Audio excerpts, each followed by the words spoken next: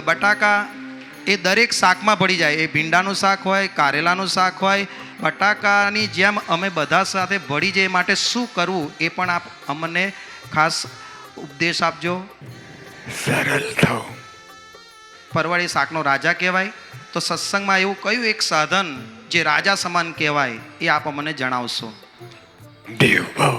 આ બ્રોકલીની જેમ સંપ અમારી વચ્ચે કેમ રહે એ પણ અમને આપ સમજણ આપશો, જ્ઞાન આપશો.